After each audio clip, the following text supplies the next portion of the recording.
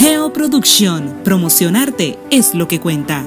Llámanos al 809-420-2762.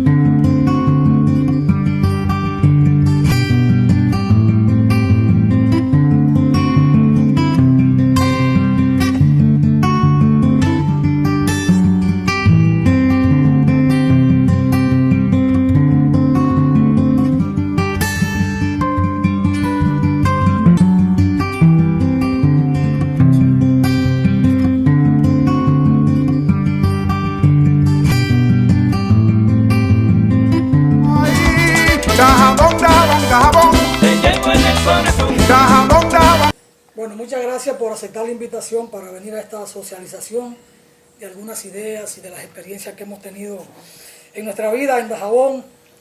Y este es un segundo ejercicio presencial, físico. Hemos hecho ya 4 o 5 ejercicios virtuales, encaminados todos en la misma dirección. Pero antes de comenzar formalmente con este ejercicio, nosotros queremos agradecer desde lo más hondo de nuestros corazones a Cadino Contreras, que esté con nosotros aquí físicamente. Para nosotros, no voy a decir que es un honor, sino que es un privilegio, y nos sentimos hondamente agradecidos de que Cadino haya aceptado estar con nosotros acá, en las condiciones de salud que él tiene en este momento, porque si no, con todo el gusto del mundo para Cadino siempre compartir con los dajaboneros es un honor y una distinción, porque Cadino es un dajabonero de profundo amor. Para empezar, yo quiero regalar a Cadino Contreras. Miren, este libro, el autor es un cubano, el Che Dimensión Ética, y me solicitó que yo le escribiera el prólogo, y yo me sentí muy honrado con esa distinción, y lo prologué, hice algunas correcciones. Entonces quiero entregar a Cadino alguna muestra de los trabajos que he hecho. Hay dos trabajos de Duarte y 2 poemarios, este sobre todo Dolor Adentro, y regalarle a Cadino esta foto ampliada, y entonces como una muestra de cariño de este colectivo. Uy, pero muchísimas gracias. Papo Che fue blanco. Sí, esa es la foto de cuando el cambio de la Viloso, primera directiva a la segunda directiva. Olgo Fernández. De la Asociación de Crípulo Tati. Universitaria de Jaboneros. ¿Y esa que está ahí adelante quién es? ¿Cuál? Al lado de Rafaela. Ahí está Blanco, Ese. Santos, Rubio Santos. Ese es Rubio Santos. Ah, Rubio Santos. Sí. Y por aquí Rubén Darío estaba, Villalona. ¿Y este quién es? por aquí Ese está, muchacho de Lome Cabrera, ese Luciano Báez. Luciano. De Lome Cabrera. Wow, qué foto. La foto. Yo la tengo allá, me la regaló. Sí, yo la tengo allá. Pero, ¿tú sabes quién me pidió la foto prestada? Olgo Fernández, para él ampliarla. Y no me la ha traído, me dijo, yo te voy a traer una, y no me la lleva. Ahí está. Llegó primero. Gracias, Llegó primero. Papo, usted tiene una palabra para Cadino, es su turno. Bueno, buenas tardes, bienvenido a casa. Gracias por compartir con nosotros esta experiencia, que es una experiencia necesaria para la historia de todos nosotros y de nuestro pueblo. La bienvenida a Bernardino Contreras. José Bernardino Contreras. Cadino. Independientemente de que nosotros nunca fuimos coincidentes total con Bernardino Contreras en asuntos políticos.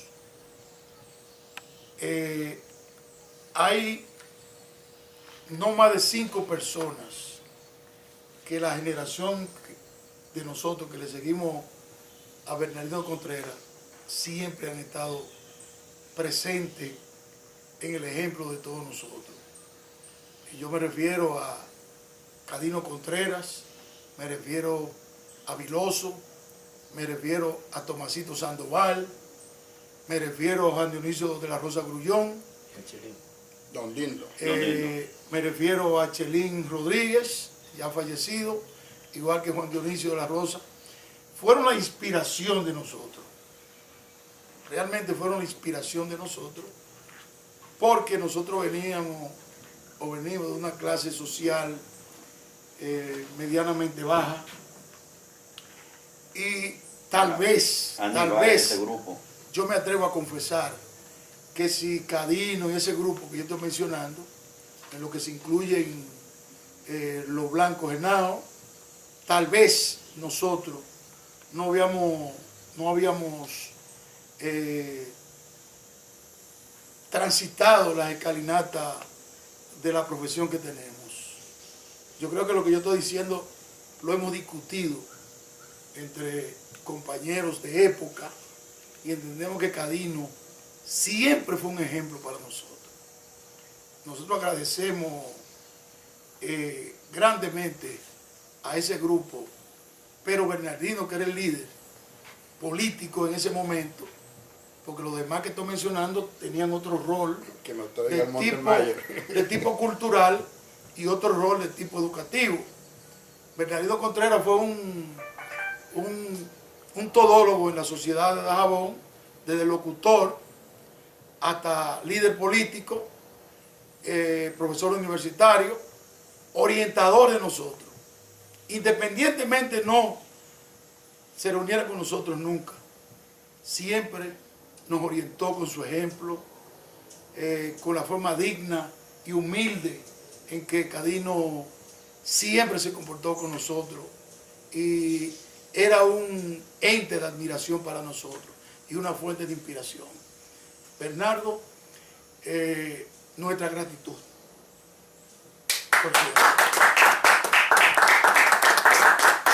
Bueno, para dejarle el turno finalmente a Cadino, le reitero, sobre todo a Cadino y a Lilín, que se incorporan, debió incorporarse Checho, Crípulo y José Dolores.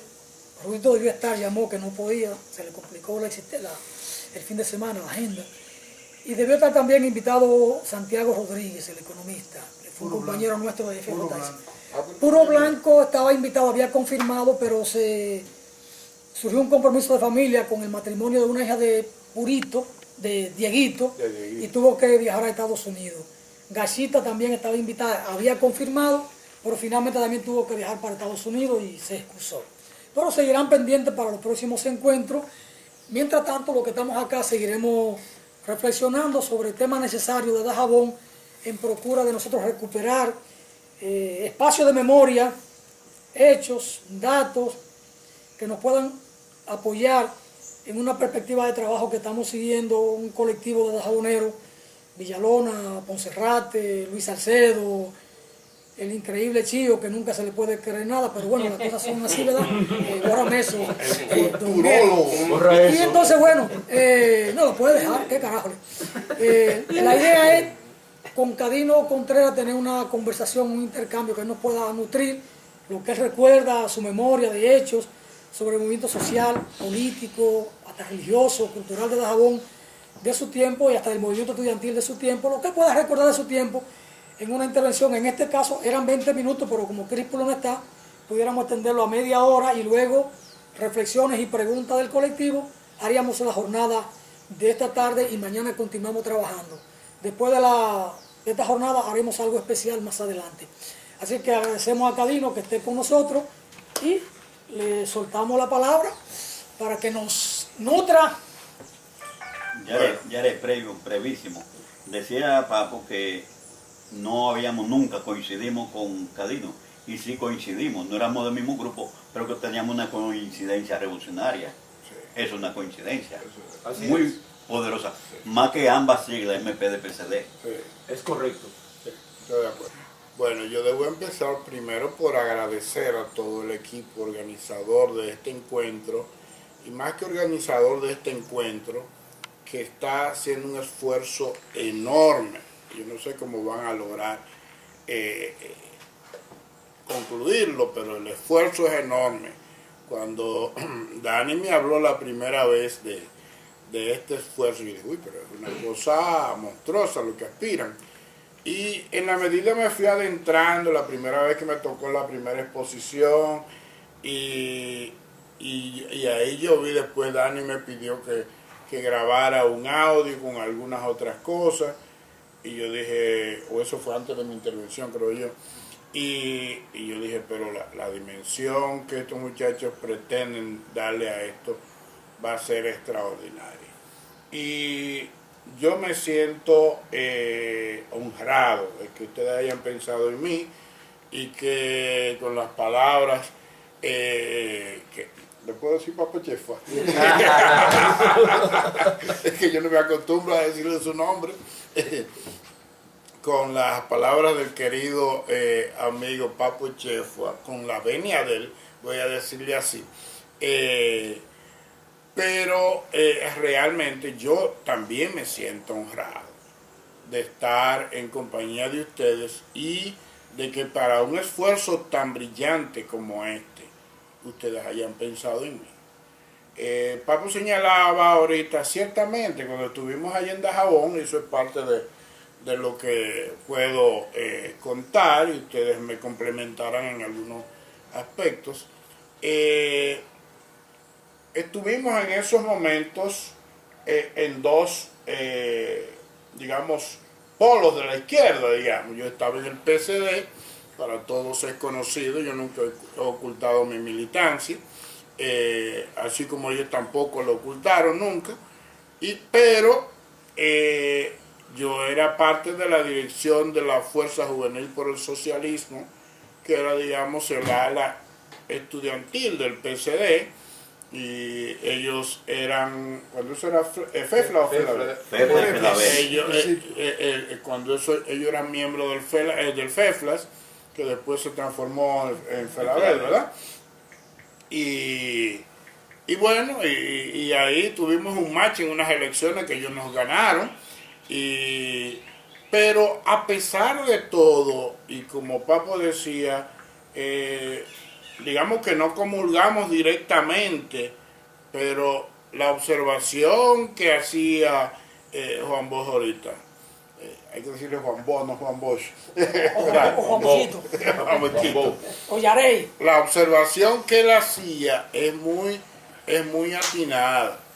No coincidíamos en términos de partido, pero estratégicamente coincidíamos, porque éramos revolucionarios todos. Podríamos tener nuestras diferencias de enfoque. Hay que pensar que era la plena época de la Guerra Fría, y no solo de la Guerra Fría, sino de todavía la división del movimiento comunista internacional entre prochinos y prorrusos. Así era que se minimizaba la cosa. Y entonces, yo, al pertenecer al PCD, que estaba más alineado a la línea de Moscú, y el MPD, la línea roja del 14 de junio, estaba más alineado a China.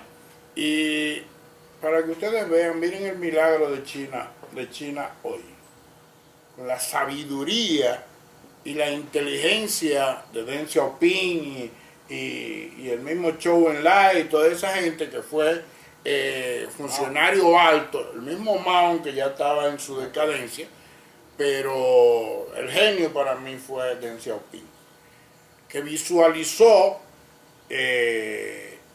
lo que debía ser China. Y esto que está haciendo China hoy en día es lo que Deng Xiaoping visualizó. Y China está a las puertas de convertirse en primera potencia mundial, O sea, hace rato que dejó a Rusia atrás. Lo es, ya. Ya lo es en muchos aspectos. Con decirle a ustedes que si uno averigua en Wall Street quién tiene las acciones y todo eso, la mayoría de acciones importantes están en manos chinas. Y gran parte de la deuda externa de los Estados Unidos es con China. Y por eso tenía Estados Unidos un truño hace unos años, porque China había dejado de evaluar el yuan, que es la moneda, y eso no le convenía a los americanos. Pero fue una hábil maniobra económica de los chinos, pero a los americanos no les gustaba. Y estaban presionando, total, los chinos nunca le hicieron caso. Y bueno, y ese movimiento comunista internacional, que yo les voy a decir, yo, digamos, si se quiere, se puede decir, yo estaba alineado a la línea de Moscú, porque el partido al que yo pertenecía estaba en esa línea, con sus disidencias y todo, pero esa era la línea. Yo nunca, siendo miembro del PSD, yo nunca pude entender esa división del movimiento comunista internacional. Y nunca entendí, por ejemplo, en la UAS, Aristóteles, que es un maestro de eso, y ha hecho mucha vida en la UAS, conoce muy bien de eso. Las discusiones en los pasillos eran una cosa Terrible. Sí, terrible, el pan día nuestro de cada día. Yo nunca quise participar en esas discusiones. Yo me acercaba, me acuerdo siempre del Gordo Oviedo, era una figura emblemática de la línea roja en la UAS, y yo nunca quise participar porque yo decía, pero Dios mío, ¿es desangrándonos que estamos? Pero si él es revolucionario y yo también, andamos buscando el socialismo los dos, ¿por qué nos estamos despedazando y desangrando? Y a veces el combate era más furioso entre izquierdistas que contra derechistas. Eso es correcto. Cierto. Uno de los grandes errores de la izquierda dominicana es eso. Y fíjense que la izquierda hasta el sol de hoy no ha podido nunca tener un diputado ni un senador, contrario a lo que ocurrió en muchísimos países de Europa y de otros continentes. ¿Por qué? Porque en vez de unirnos y formar un solo bloque de todo el que fuera izquierdista, y hubiésemos estado unidos, pero nos perdíamos en pendejadas, y tú eres electorero, tú no eres electorero, tú eres terrorista, y qué sé yo cuánto, y vivíamos insultándonos. Y las cosas, ustedes saben que en determinados momentos, no quiero alejarme mucho del tema, pero entendí necesario hacer esto. Las cosas llegaron a momentos álgidos. Esa famosa guerra entre el Paco Oredo y el MPD fue una guerra lastimosa entre grupos que se decían los dos de izquierda. Y fue una cosa terrible. Sus raíces eran los mismos. Sus raíces eran los mismos. Sus orígenes eran los mismos. Y supuestamente, si sus orígenes eran los mismos, y supuestamente con el mismo fin estratégico.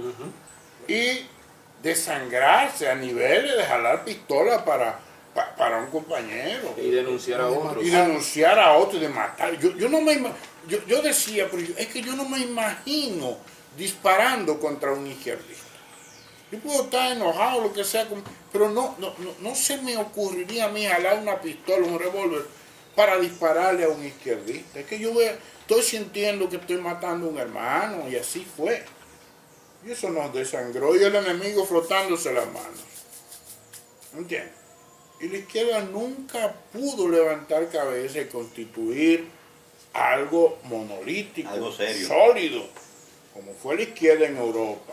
Por ejemplo, al final de la Segunda Guerra Mundial, el Partido Comunista Italiano surgió como una potencia y fue parte del gobierno, y con senadores y diputados y todo eso. Pero esos mismos eran los partisanos que combatieron vestidos de civil para derrocar a Mussolini, el Duce. ¿me entiendes?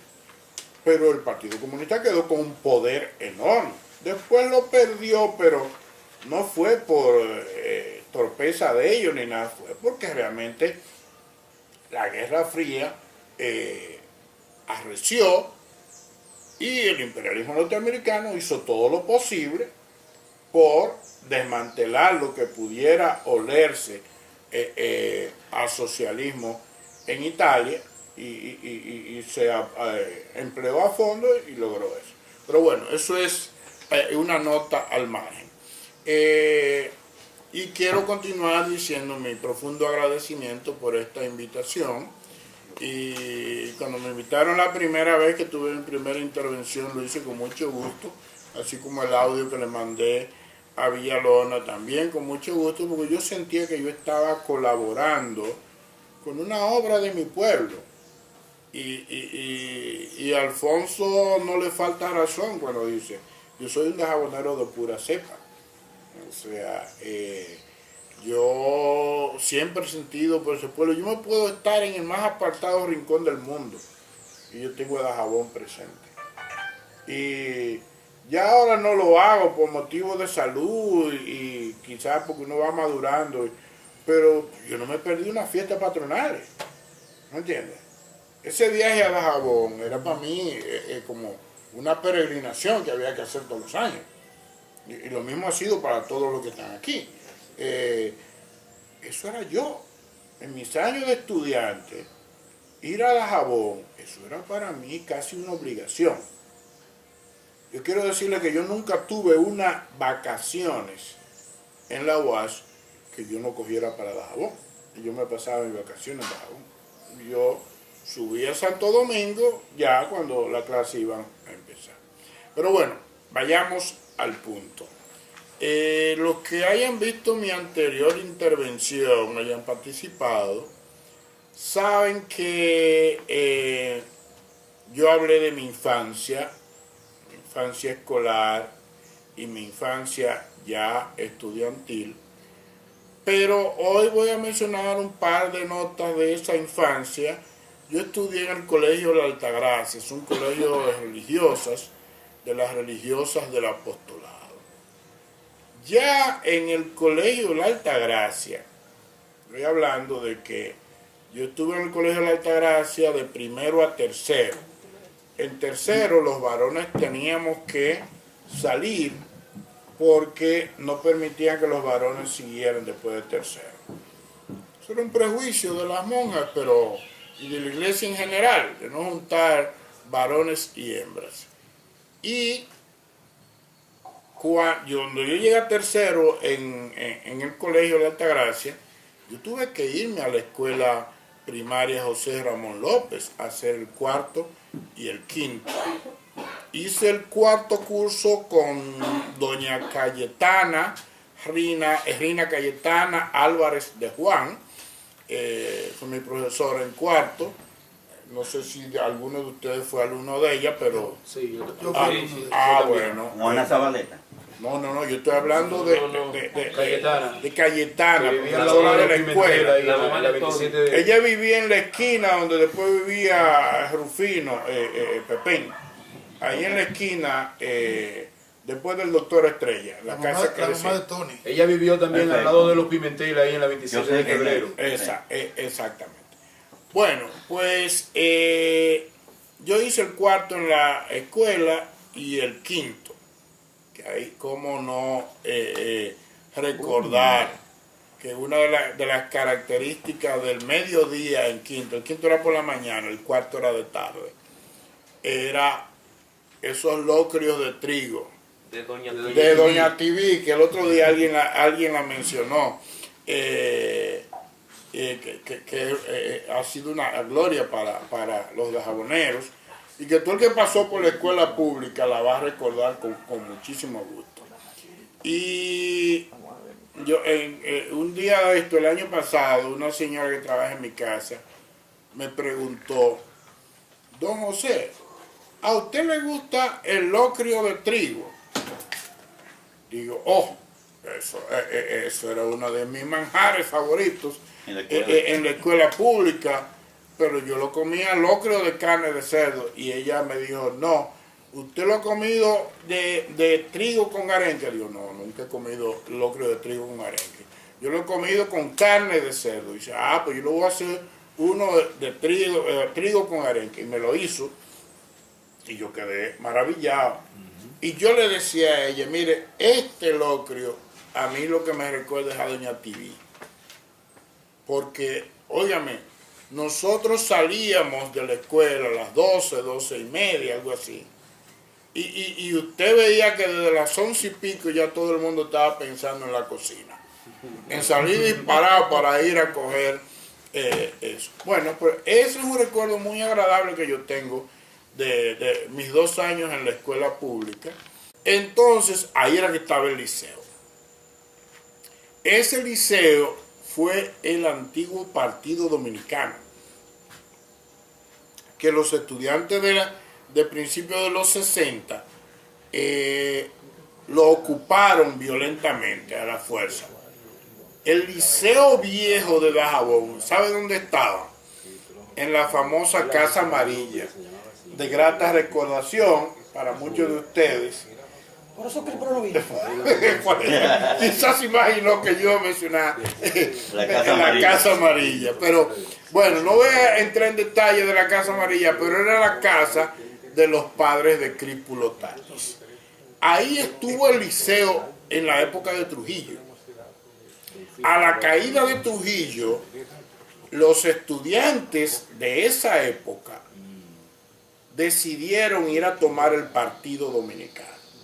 Y eso fue un desorden enorme, porque ellos marcharon, sí, pues lo voy a mencionar ahora, marcharon por la Presidenta Enríquez, pasaron frente a la policía, lo cual era una osadía, y era fuerte, acabando de caer la dictadura, pero era una época en que todavía la policía no sabía ni a quién debía reprimir.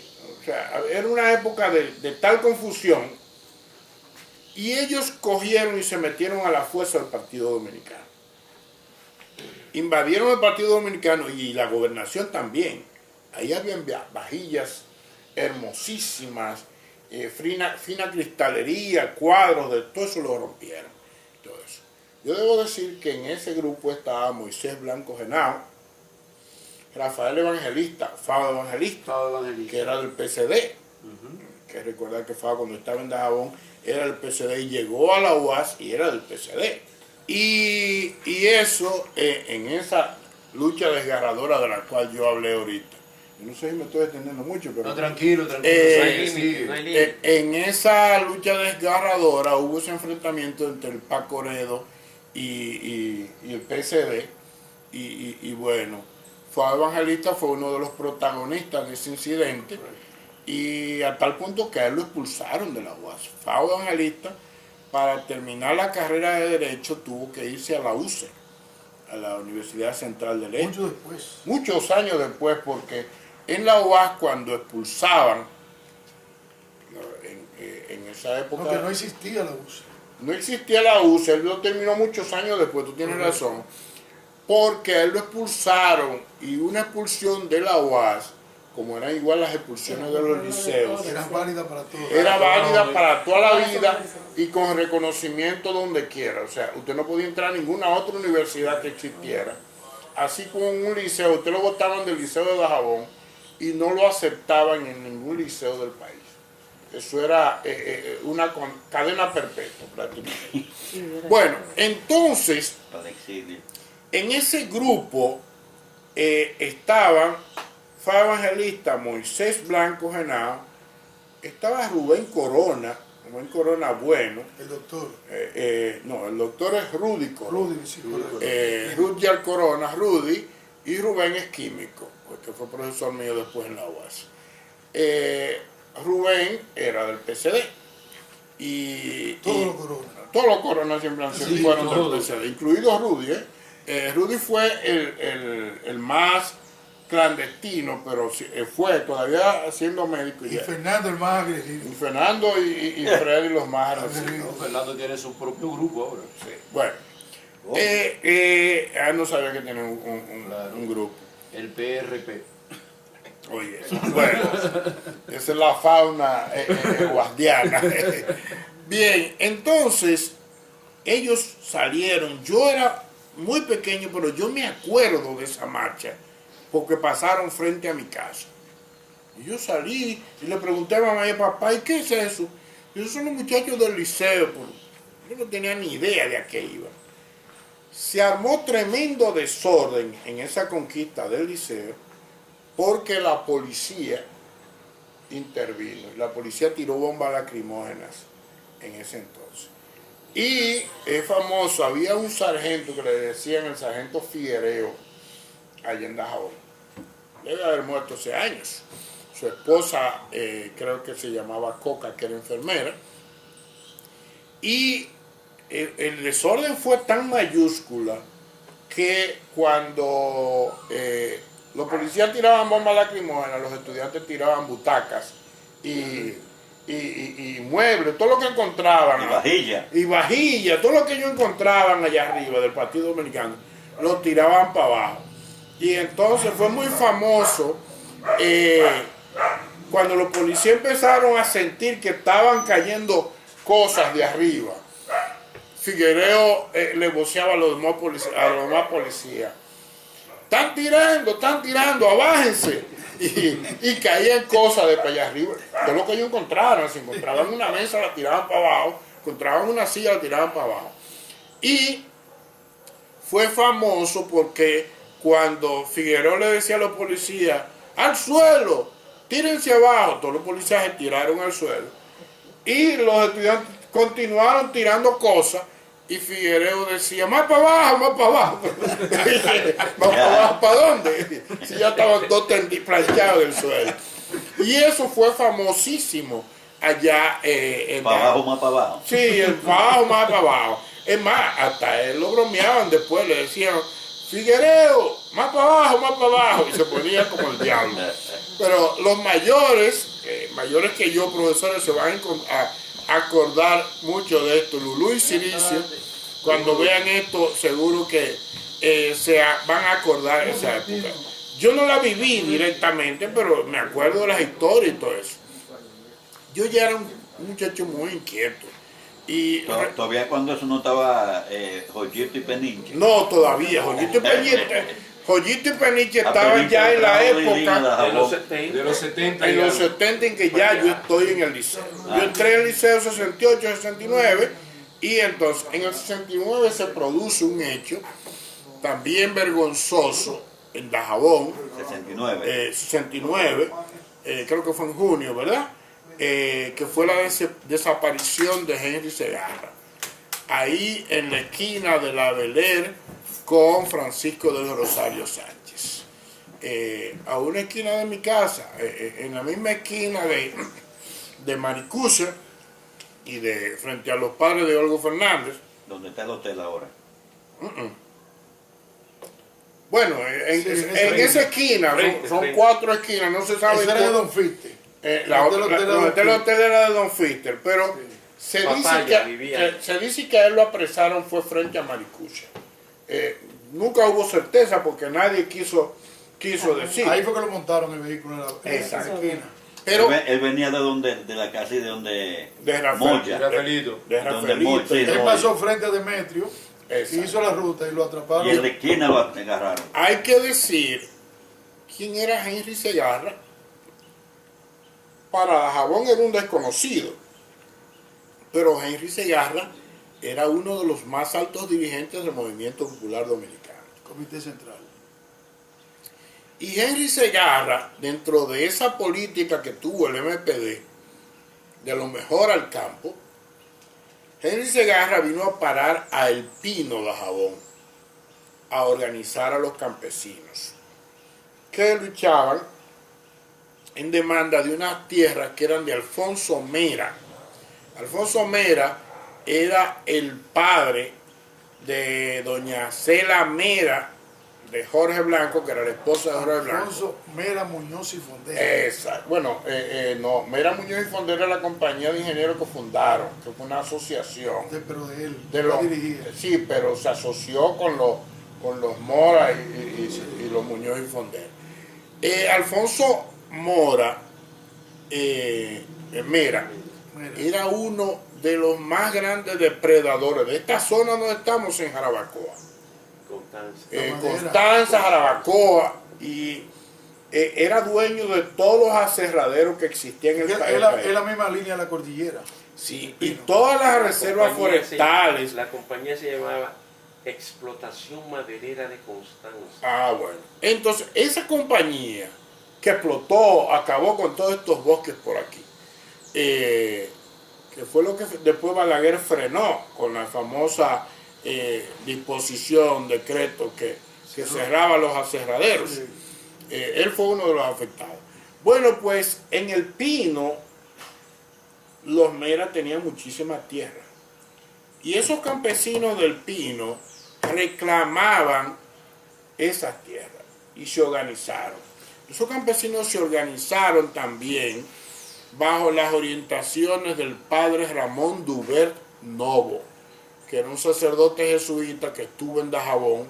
El padre Dubert estuvo en la parroquia y después en el colegio de San Ignacio y después se lo llevaron para Santiago. Loma de Cabrera tuvo también. Ah, también tuvo el Loma de Cabrera. Y cuando él estaba en Loma, fue que él organizó a los campesinos del Pino, porque el Pino pertenecía a Loma de Cabrera, o pertenece, no, yo creo que ya no, pero pertenece a Dajabón ya. no, como que es un municipio. ¿Municipio? Entonces, el padre Dubert organizó a esos campesinos para que invadieran a las tierras de Alfonso Mera. Y ahí venía Henry Segarra. El MPD se enteró de que había esa situación ahí, era lógicamente una situación ideal para estimular el fervor revolucionario, y Henry Segarra venía y se metía ahí, y convivía con esos campesinos. Y a veces, o casi siempre que él venía al Pino, bajaba a Dajabón. En Dajabón él tenía vínculo con Rafaelito Beliar, hijo de Taurino. Él murió, creo que hace unos años. Sí. Sí, murió. Hijo, en paz descanse, hijo de Taurino. Tuve el honor de conocerlo, o digo, no sé, lo conocí. Yo diría lo mismo, que no sé si el honor o la desgracia, pero yo lo conocí de cerca. ¿Y quiénes más? Y que me perdonen sus familiares, porque Perdón. soy muy amigo de sus familiares. Cadino.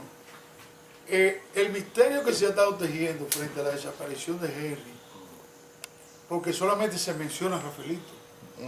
Henry tenía vínculo con más personas. Perfecto. Mucho más personas. Buena Sin pregunta. embargo, una forma como de proteger familias que tal vez son muy cercanas a nosotros, o que están vivos, siempre se menciona a Rafaelito y hemos crucificado a Rafaelito a sabiendas que había otras personas que se reunían con Henry Segarra Santos y tal vez tuvieron que ver con su desaparición o no tuvieron que ver. Pero es importante saber, seguir ampliando sobre la situación, porque Henry no venía solamente donde Rafaelito.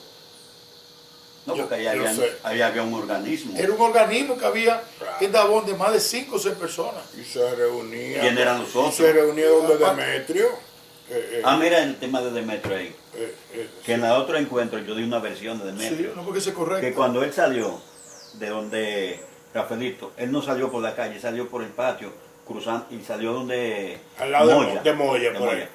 Y él iba caminando por la acera contraria a Demetrio. Iba con un pantalón marrón y una camisa blanca, según la esposa de Demetrio. Y le dice la doña de Demetrio: mira, Demetrio, qué mal agresivo es Santiago. Santiago era Henry. Mira cómo va y ni mira para acá. Porque Demetrio lo protegía y comía y dormía. Y siguió ahí en la acera hasta hoy. Mira, mi padre conocía a Henry Segarra. Papá conocía a Henry Segarra. Y en ese grupo que conocía a Henry Segarra estaba Geraldo Vega. Geraldo Vega. Barbero. El barbero Geraldo Vega. Había una persona que había llegado a Dajabón que era familia de los Almontes que vivían frente ahí a Daniel Medina. En la esquina, sí. Se llamaba Pérsido Almonte, le decían el llave. Yo consigo en llave. Inclusive se dice que también Fermín era parte, El Sastre. Fermín el Sastre, no quizás parte del organismo, pero era del grupo, porque el llave trabajaba con Fermín. Sí. Luego el llave se separa de Fermín y se va frente a Divechola y montan una sastrería ahí. Y luego tuvo un problema serio de tipo político con Mojito por un asunto de lucha y algo así. El llave está vivo, vive en Puerto Rico. Estamos tratando de localizarlo. Ahí localizado. Porque el llave llegó allá en la época, o vía, directo o indirectamente, en la época de Henry. Yo era un niño, nosotros vivíamos donde Manuel Villanueva tenía la casa. Bueno, casi frente a Dani. Estaba Melinda frente a Dani. Estaba el cuartico de Fiebre, que era el zapatero. Luego estaba el cuartico de nosotros. Luego estaba Negra, mi hermano, con Gerardo Vega. Y luego el otro lado estaba Nova, Juan Nova. Ah, no. Entonces, ese grupo, incluyendo a Pichile, ustedes le pueden a Pichile. El que trabajaba con Popo. Claro, Correcto, sí, que era claro. guitarrista y era barbero. Se dice que ese grupo y otras personas más que no voy a mencionar tenían vínculos con Henry Segarra. Ahora, ¿por qué yo digo estas cosas? Porque solamente se ha tratado de crucificar. Había una persona apellido Medina también. Apellido Medina. Una persona muy democrática. Porque a Henry lo acogía las personas, no necesariamente tenían que ser el MPD. Sí, eso es verdad. Porque en el Estaba pasado, donde Demetrio Demetrio, era del PRD. vivimos, No, y Demetrio no era del MPD. porque en el pasado, el que era PRDista era comunista o era izquierdista. Claro. Con esa característica. Por eso yo conoció a mi papá, Henry, y mi hermana. Carino, en esa misma línea.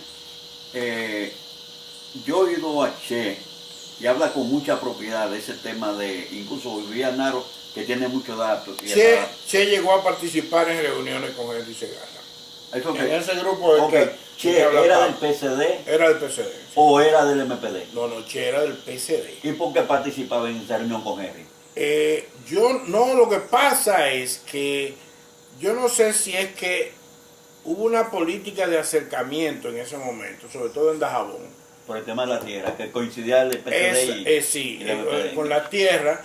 Y Demetrio fue el puente. Demetrio tenía muy buenas relaciones con nosotros, sobre todo a través de Che. ¿Se acuerdan que la abuela de Che, Joaquina, vivía al lado de Demetrio? Sí. Y Demetrio me contaba, ya yo estaba en el PCD, Che me contaba a mí de que él se reunía con una persona que venía de la capital, nunca me dijo el nombre, yo nunca supe el nombre. Creo que me dijo el seudónimo. Santiago. Él se llama Santiago, pero yo no conocía, yo no había ido a la capital, yo no conocía a nadie de la dirigencia. Yo nada más conocía a dirigentes del PCD, porque cuando iba a mis reuniones a Santiago, yo llegué a conocer dirigentes del PCD. Pero yo no conocía personalmente, que no fuera por la prensa, a ningún dirigente del MPD. Y él, Che, me acuerdo que Che era empleado del Pero comercio de mi Moisés padre. estaba ahí, ¿Estaba dónde? en el MPD. Sí, claro, me conocía a Moisés, lógicamente. Moisés era de Dajabón, es de Dajabón, o era, porque él murió. Y Che siempre me decía que venía un señor de Santo Domingo y se reunía con ellos, y que era un revolucionario, que era del MPD, y que se reunían donde Demetrio. Y Che me contaba cada vez que se reunían, porque ya yo era del PCD, me decía, nos reunimos con el señor, vino el señor, igual. Pero yo nunca supe ni asocié a Henry Segarra. Yo tras la desaparición de Henry Segarra, fue que yo empecé a atar cabos, porque el mismo Che me ayudó, me aclaró que ese que había desaparecido era Henry Segarra. Era el tal Santiago. Digo, ok. Pero hay que hacer un cotejo con relación a lo que está planteando Nelson, con relación a que él no entiende por qué. Lo que pasa es que recuérdense que tocamos algunos temas en las intervenciones anteriores, que decíamos de que muchas veces esos dirigentes como el Che, por decir un nombre, ¿no? O los Santana de la Fe, que eran bastante fogosos, que vivían ahí en Los Cocos, al lado del Cristo, eran muy fogosos, eran muchas veces simpatizantes de un partido que era el que estaba a la mano. Sin embargo, ellos tenían una efervescencia revolucionaria que no tenían que ver, ellos el que venía y le planteaban No había frontera. cuestiones un poco subversivas o contra el sistema, contra el balaguerato. Se reunían. Ellos se reunían porque no tenían una vida orgánica comprometida como posteriormente la estuvo Cadino y la tuvimos nosotros.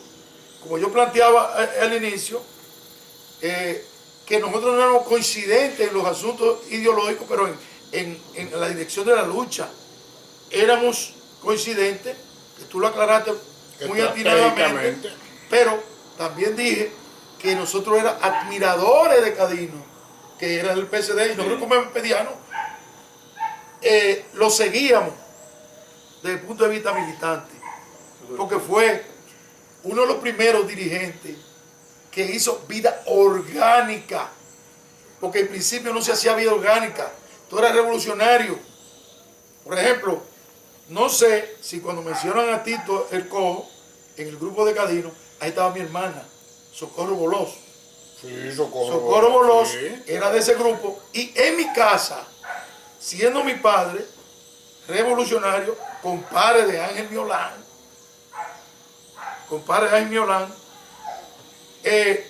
se reunían con esa gente, permitían, por ejemplo, que la bandera se bordara en mi casa, porque era de Barrio Sur, habían 3 o 4 casas en Barrio Sur, era en el monte, y ahí se bordaba la bandera, donde Tito el Cojo, que no era nada fácil,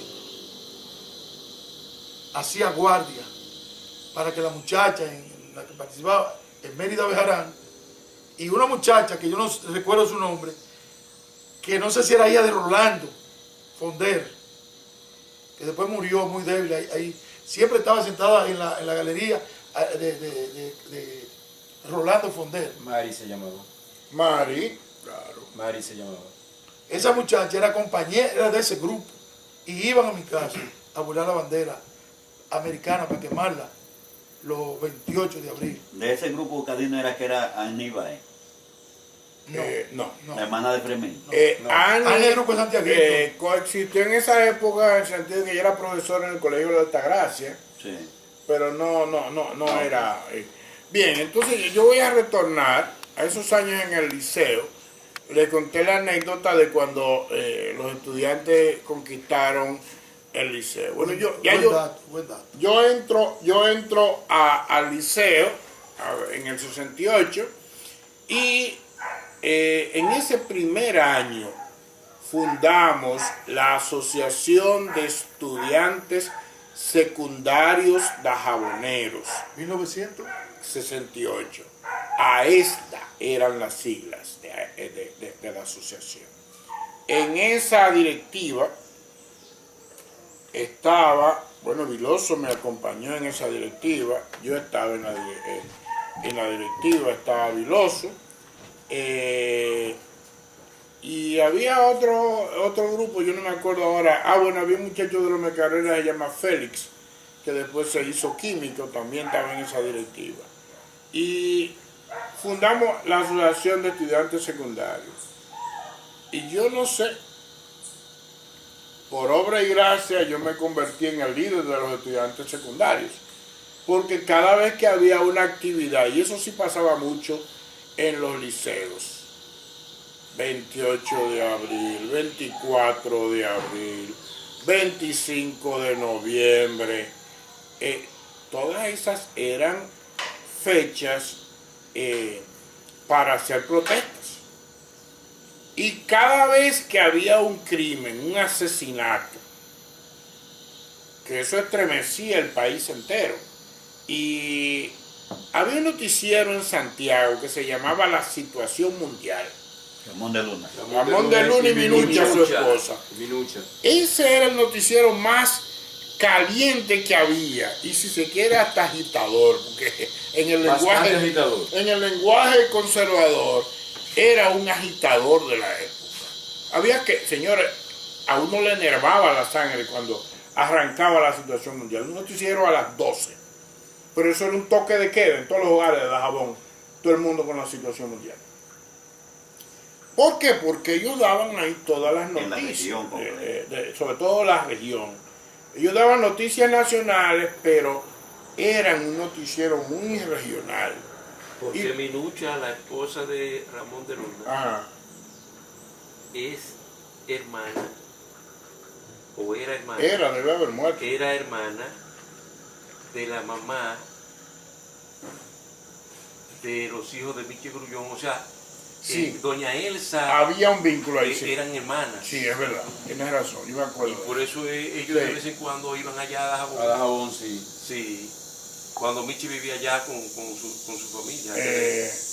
Pero el locutor no se llamaba Ramón de Luna. Sí, Ramón de Luna y Minucha era. Pero Ramón de Luna era su esposo. ¿Eh? Ramón de Luna está Ramón de vivo. Luna y Minucha. No, yo creo que murió. Ramón de Luna. No, está bien. ¿Está vivo? Sí, está vivo. Está vivo. Uno de los dos es... Bueno, Oye, sí uno de había los un dos- vínculo, porque recuerda que ella se llamaba Oye, Elsa Luna de Grullón, la gobernadora, la mamá de Chuchú. Sí. y cosas. Ah, pues entonces era de... Ramón. Es que el vínculo De era Ramón- con Ramón. Ramón de Luna. Ramón de Ramón Luna Ramón. era, creo que hermano de doña Elsa. así sí. Ese es el vínculo, Exacto. no Minucha. Sí, sí. Bien, entonces yo coincido con la observación que hizo Papo, y él tiene razón. Ciertamente, Cargarle el dado como se lo hemos cargado. no, yo voy a ese punto ahora, a donde tú vas, Lili. ¿Qué es lo que yo... O sea, en lugar de nosotros echarle tanta la culpa a un dajabonero como Rafaelito Beliar, yo creo que eso fue más la voluntad y la decisión del sistema de inteligencia. Encabezado por Almonte Mayer, que era coronel, Ve, eso es lo que yo... y el Por eso sargento yo nunca he Estrella, que era su...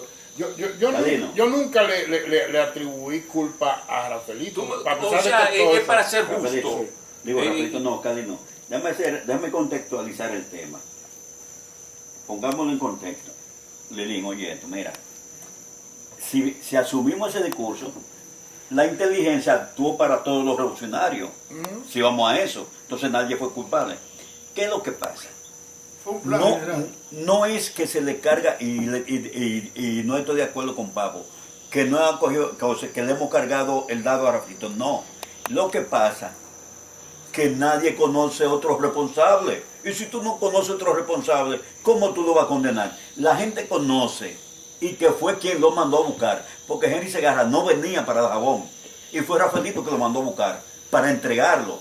Entonces, ese es el tema. Pero, Espérate. pero Nelson, El responsable es que no del podemos- MPD. Es que, oye, nosotros no tenemos la certeza de que, tal como tú narraste ahorita, que Henry Segarra salió por el patio frente a Joaquina, la mamá, la abuela de Che, cerca y frente a donde vivía Demetrio.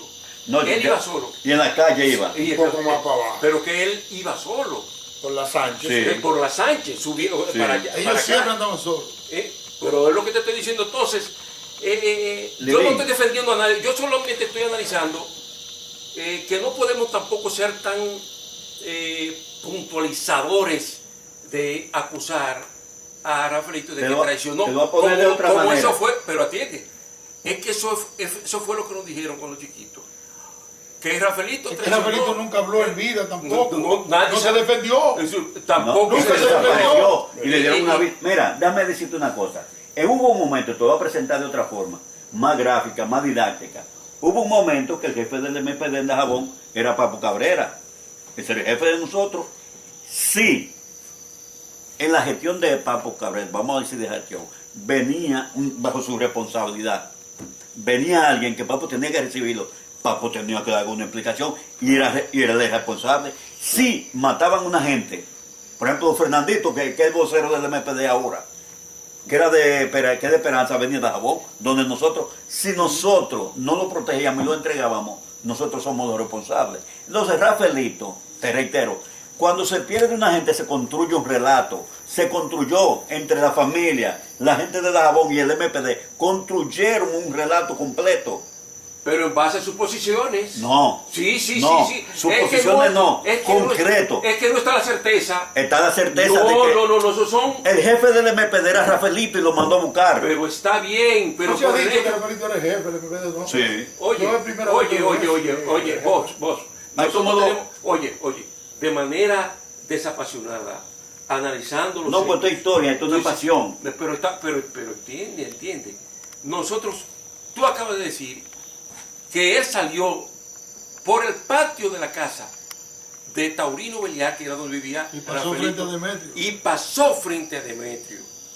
Eso significa que tú cargarle el dado a partir de ese evento, tú no tienes la prueba.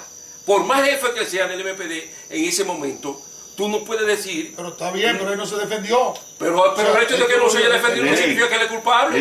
Lilín, Oh. oye, ¿qué es lo que pasa? Que él debió recibirlo en la casa. Cuando Henry llega a la casa de Rafaelito, No estaba. Rafaelito no estaba. Imagínate. Lo Oye, entregó. oye otro hecho que tú has dicho. Perdón, Si Lilín. Rafaelito aún Lilín. no es, pero escúchame, para aclarar esto, si Rafaelito ni siquiera estaba ahí, ¿cómo sabemos que fue Rafaelito que lo invitó? ¿Cómo sabemos que No eso estableció no el fue MPD. fácil? Estamos entrando en... Oh, Estamos entrando en un detalle. Vamos a esperar Sí. la disertación de Cadillo. Sí, yo voy a... Hemos entrado en un diálogo muy personal sobre un tema que lo discutimos, se aclaró en el encuentro pasado. El Este video video. original, sí, este tema. El video original está ahí. Don Eli, usted me lo Se, borró. se tocó, pero no se No, concluyó. no, no. Han salido nuevos elementos. La amiga lo dijo muy claramente, su relato completo. Yo edité el video por una sugerencia tuya, Juan Andrés Cabrera. Don Elio ahorita borró el video original, debe estar ahí en el archivo.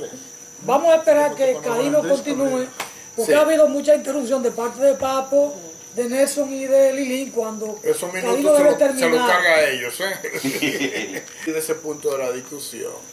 Sin precisar que muchas veces pasa eso, que se le carga el dado a alguien por comisión o por omisión. Juan Andrés señala que él no se defendió nunca. Eso también es una verdad. La gente parte a partir... Suena feo en ti eso. Juan Andrés. Suena feo. No, pues, Yo lo Chefo. reconozco. Pero ahorita me corrigió. ¿Quién es Papo Chefo? ¿Quién es Papo Chefo? Yo dije, ¿Y pues. quién pero- entiende este hombre? Porque ¿Quién lo entiende? ¿Tú ves qué? este anfitrión. Entonces yo dije, bueno, déjame cuidarme y tener cuidado con su nombre. Bueno, pero muchas veces pasa eso con los hechos históricos. Y tardan décadas y a veces hasta siglos por aclararse. Y bueno, nunca se sabe la verdad, ciencia cierta, porque para saber la verdad hay que haber estado ahí. Y no siempre todo el mundo ha estado ahí. Hay algo de razón en eso que decía Juan Bosch. Por ejemplo, yo era el responsable del PCD en Dajabón después de Che.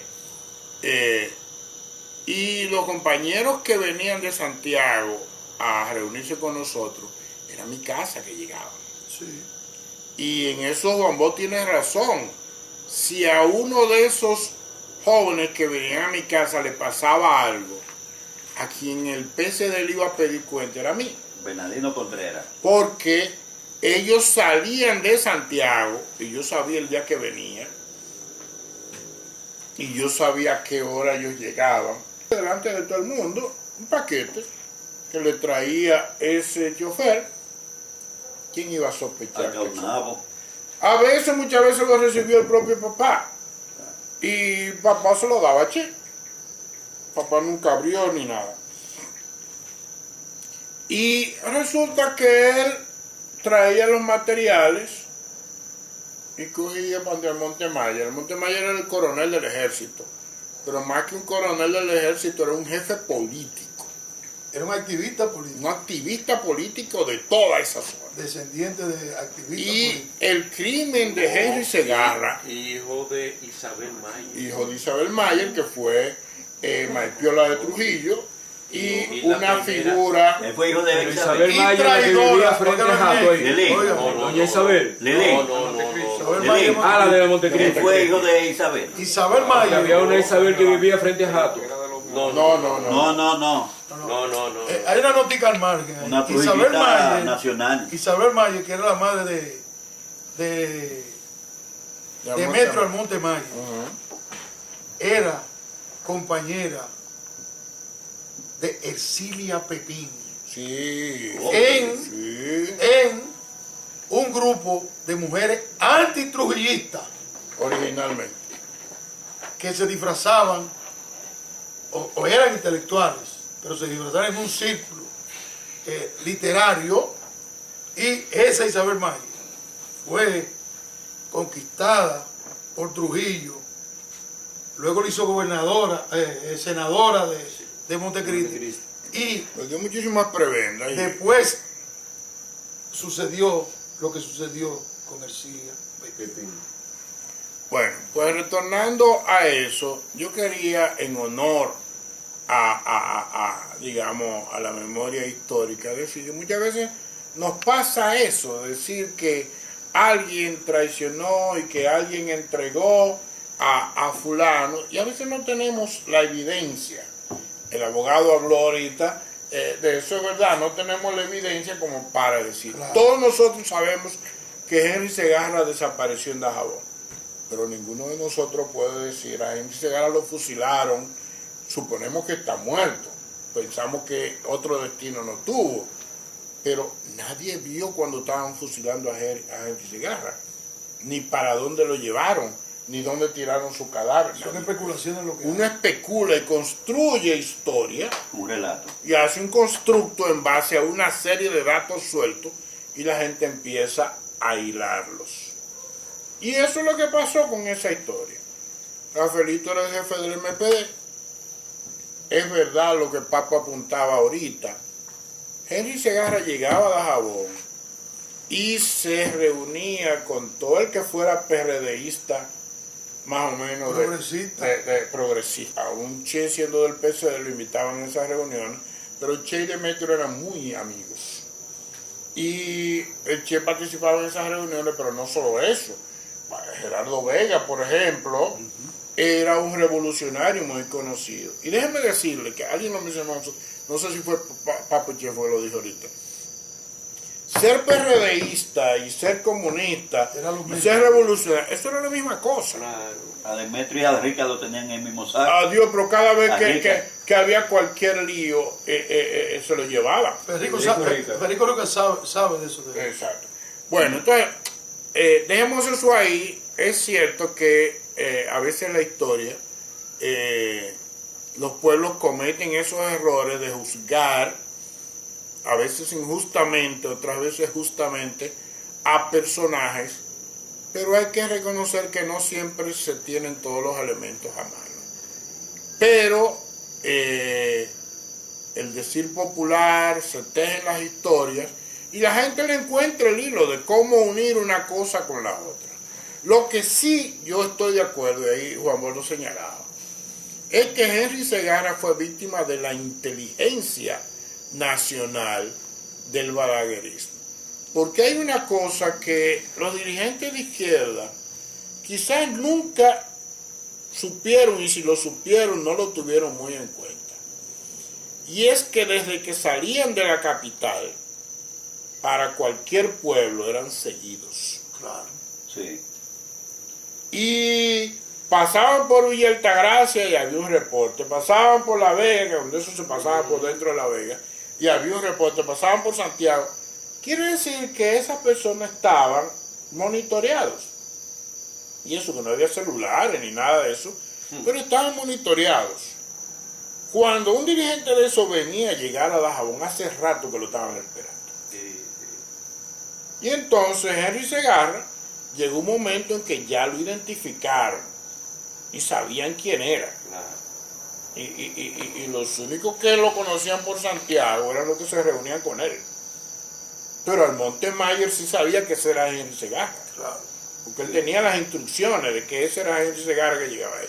Y que ese era máximo dirigente del MPD. Eso estaba claro. Y que eso lo manejaba el ejército. Exacto. Ni siquiera la policía. Exacto. El ejército. El G2 en ese entonces. Entonces, era una maquinaria de muerte y de terror que tenía Balaguer.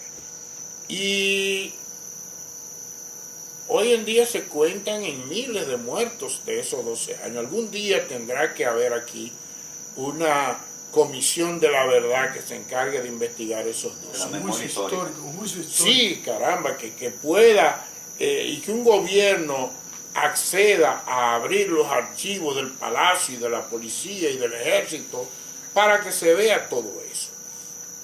Era un régimen de terror.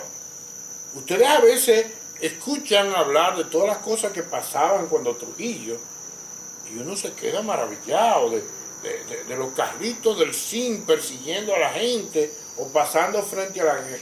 Señores, cuando el gobierno de Balaguer, las cosas no eran muy diferentes. Eran implacables.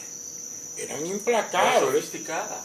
Es más sofisticada, es verdad, Pero seguían existiendo la perrera. pero seguía existiendo la perrera y el Calié, que era el tipo que vestido de civil, te espiaba todos los movimientos.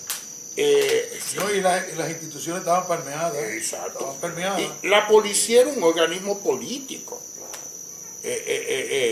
La mayoría de nosotros estuvo fichados en la policía. El servicio secreto de la policía era un servicio político. Entonces, Henry Segarra llegaba a Dajabón y ya se sabía.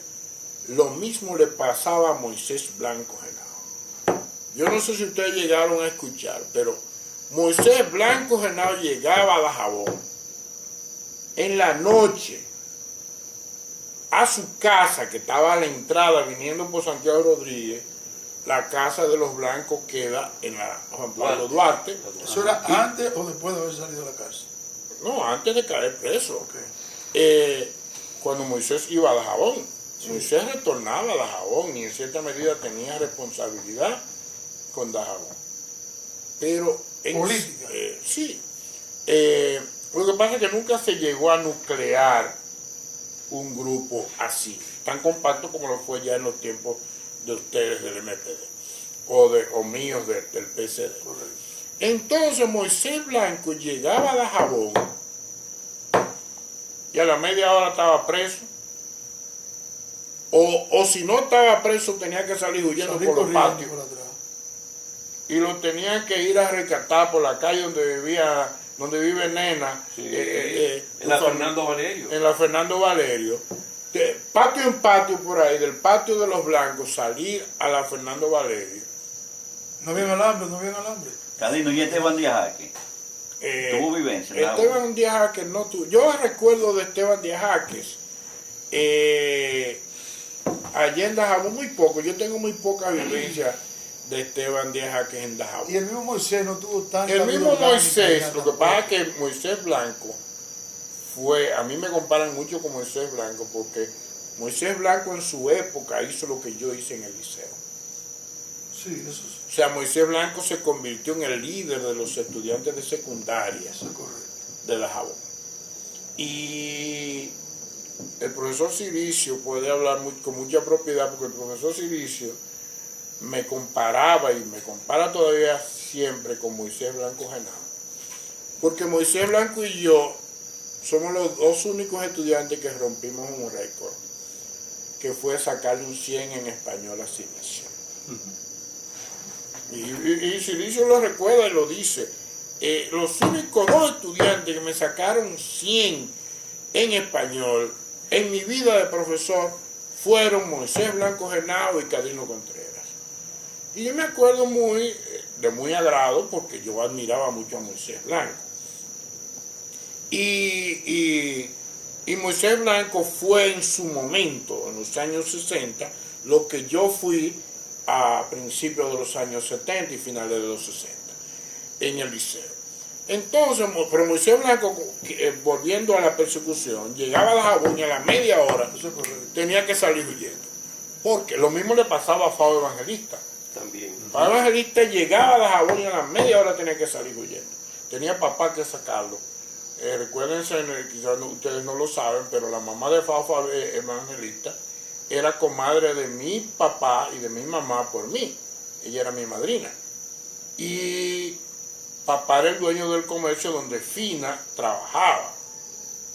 Y eso era cada rato, cada vez que Fabo iba a Dajabón, a cada rato iba Fina, o si no iba Carmen, la hermana, a donde papá, para que papá sacara a Fabo Evangelista de Dajabón. Y papá iba, tú sabes, En la camioneta.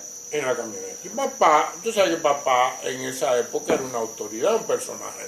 Claro. El comercio más fuerte y más grande que había en Dajabón, papá era una autoridad en Dajabón.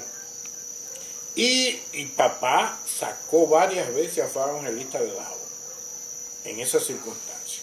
Entonces eso para que tengamos claro, y fue buena la precisión, Que era el sistema. que era el sistema, que Henry Segarra fue víctima de ese sistema de espionaje, monitoreo y seguimiento que sufrieron todos los dirigentes de izquierda. Y es lo mismo que pasó con la Amin Abel, complicidad que, de algunos ex exacto, compañeros. Es cierto, eso pudo haber pasado. Lo tuvo el MPD, lo tuvimos nosotros en el PCD, todo el mundo tuvo eso. Porque los izquierdistas muchas veces fuimos ingenuos y creíamos que Muchas veces nosotros no, la mayoría. éramos los papaupas de la matica y que nosotros éramos los únicos que sabíamos. Y eso nos llevaba a subestimar al enemigo. Y el enemigo muchas veces era tan inteligente, más inteligente que nosotros. Y nosotros queríamos que nos la estábamos comiendo, que nos estábamos burlando del enemigo. Y exacto, y el enemigo riéndose con la muela de atrás de nosotros. Sentado esperando. Sentado esperando. Entonces, todo ese sistema funcionaba. Y esos años 60, finales de los años 60, fueron la época del terror, sobre todo el 69, fue el año más sangriento. Hasta el 73 fueron los años más sangrientos. Y en ese marco es que entra Henry Segarra. Todo Y ese sistema es el que explica por qué Amin Abel llega a su casa ahí en Villajuana, en la Francisco Enríquez y Carvajal, por ahí. Yo viví un tiempo por ahí en la José de Jesús Ravelo. Y a Amin Abel lo atrapan en su casa. Y era un perseguido. Sí. Y él estaba consciente de lo que perseguían. En cierta medida un atrevimiento de él. Exacto. Pero uno se pregunta, ¿y cómo es que lo agarraron en su casa? ¿Cómo sabían que él estaba ahí? Porque nos tenían vigilados a todos. Sí, sí. Y uno era que ingenuamente, eso es una ingenuidad de mí, uno ingenuamente creía que eso, pero las casas de los familiares estaban todos cogidos.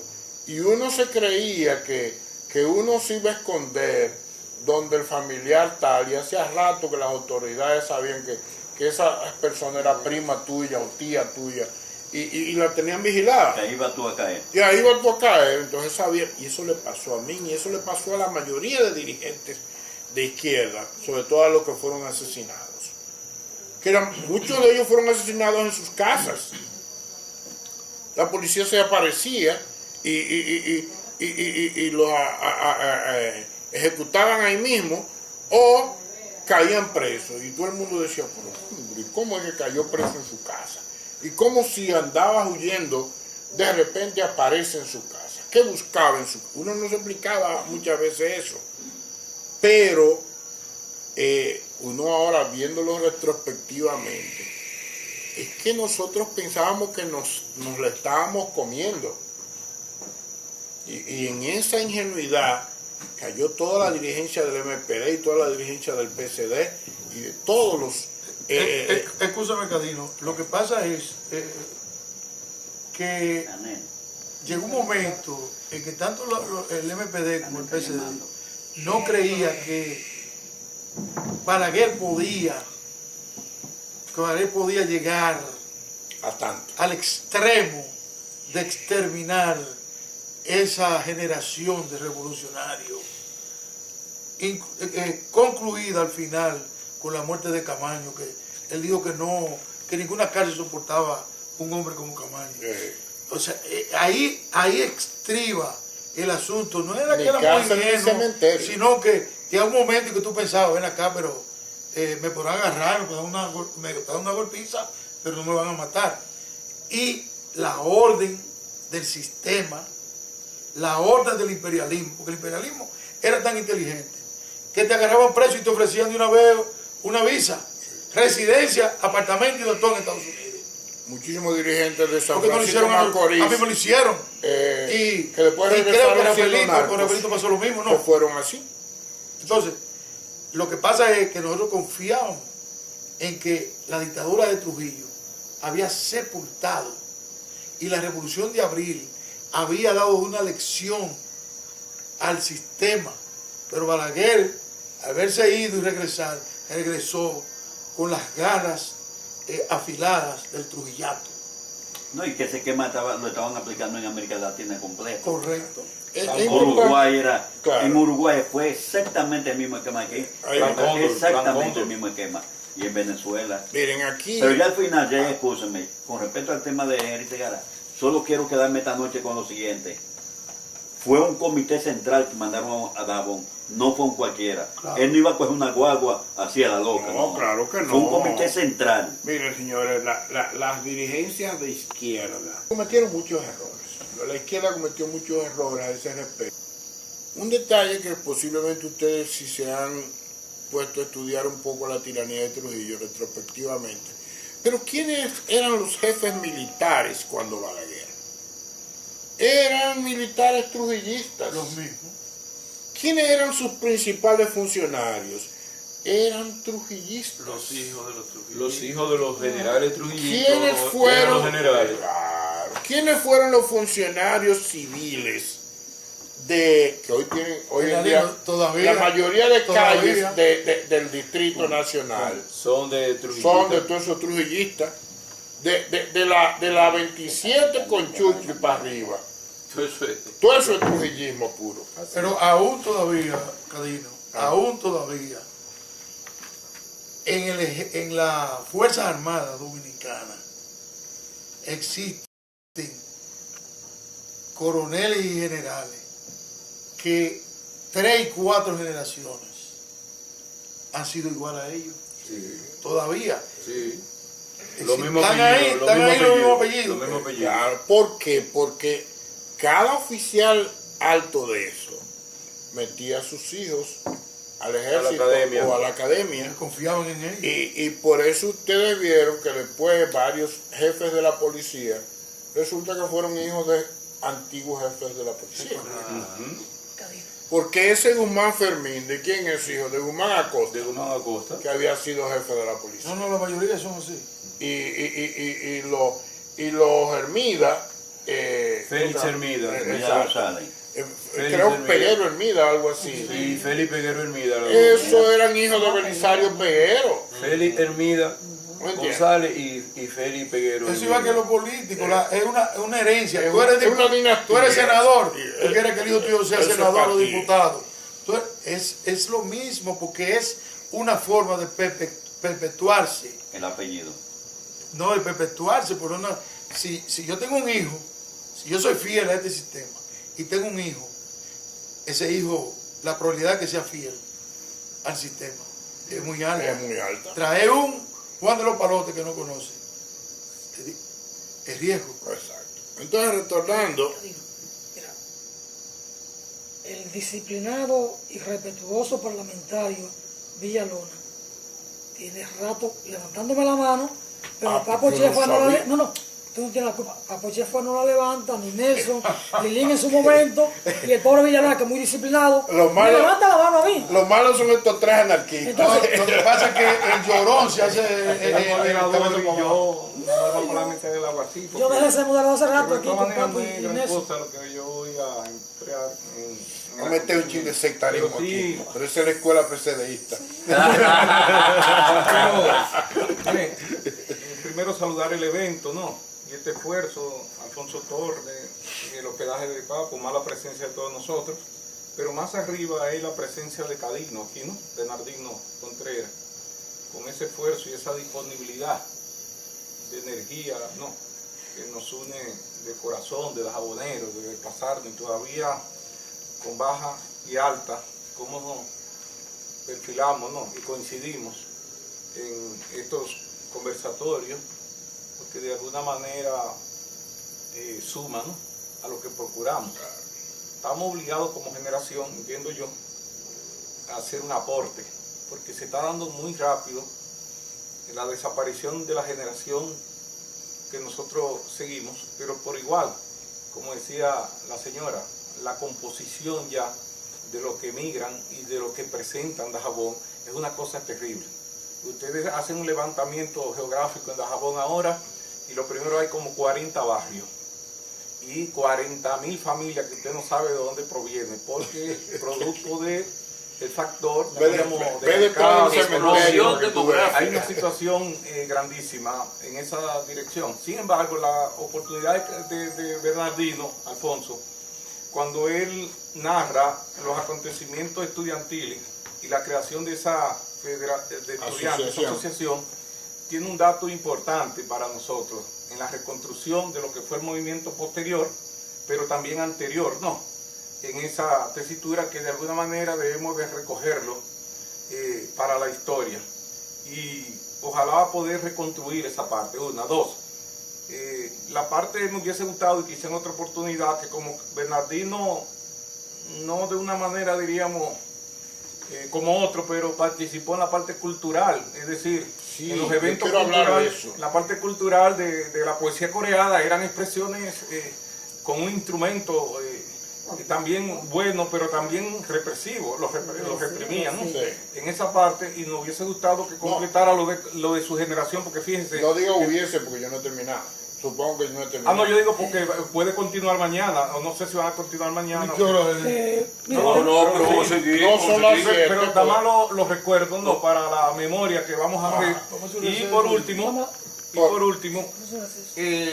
yo recuerdo para esos años, unos niños, que si hay dos familias que tarde o temprano tenemos una deuda, o de jóvenes que estamos en una deuda, yo recuerdo que más fueron reprimidos en esos 12 años, Cadino podrá corregirme, fue esa misma familia de los Jiménez, llamándose este muchacho, Chago, ese muchacho tenía un heroísmo que muchas veces se enfrentó con los bandoleros de la banda colorada.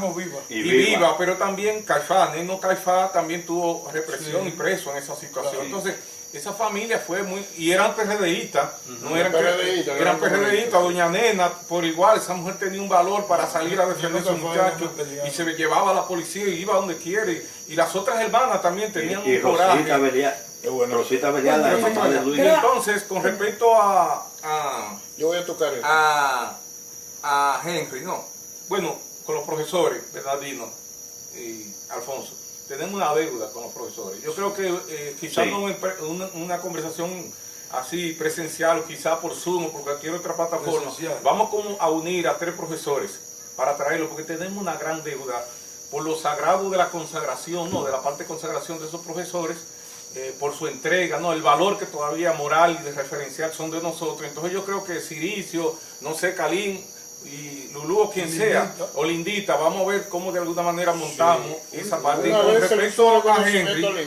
respecto a Henry, y ahí concluyo, este libro, no sé si ustedes lo vieron, Henry sin página en blanco, la perversidad de un crimen, que lo escribió Sócrates Segarra. Vamos a adquirirlo ese libro porque ciertamente la deuda que nosotros tenemos con ese acontecimiento, que yo sepa, en el ámbito jurídico estuvo al frente de eso, yo creo que del fiscal o el abogado Víctor Lemois, pero uno no sabe qué fue lo que recogió ni nada. Yo lo tengo. Pero sería bueno ver esa documentación, ver lo que se dice aquí, pero ya a esta altura de juego, tenemos que dar unos pasos más objetivos, ¿no? Yo creo que llegó el momento de exigir o constituirse un comité, en mi sugerencia, ¿no? Para ver si damos con la búsqueda, vamos a hacer 20 hoyos, pero por lo menos dar esa connotación de búsqueda del cadáver de Henry, porque si está enterrado allá, uno no sabe a nivel de inteligencia cómo uno, o alguien que tenga una información o cómo explorar eso, pero yo creo que, según me informaron, este señor, creo que es hermano de Henry, yo creo que hermano, y la esposa de la abogada, amiga mía de mi promoción, ellos me habían informado y estuvieron en Dajabón ahora, me informaron que ellos están cerca de los lugares, 4 lugares referenciales donde posiblemente lo enterraron a Henry. Ellos están cerca. Entonces, si es así, y conservando esto, nosotros podríamos ver cómo un comité o algo se une a ese esfuerzo, no dejarlo solo, porque ellos vienen de aquí a allá, pero allá tenemos gente fija, para ver de qué manera se explora y de alguna forma, eso sería un acontecimiento histórico de gran envergadura, dar con ese cadáver. Bueno, gracias a Villalobos. Dajabón, Dajabón, Dajabón. Te llevo en el corazón. Dajabón.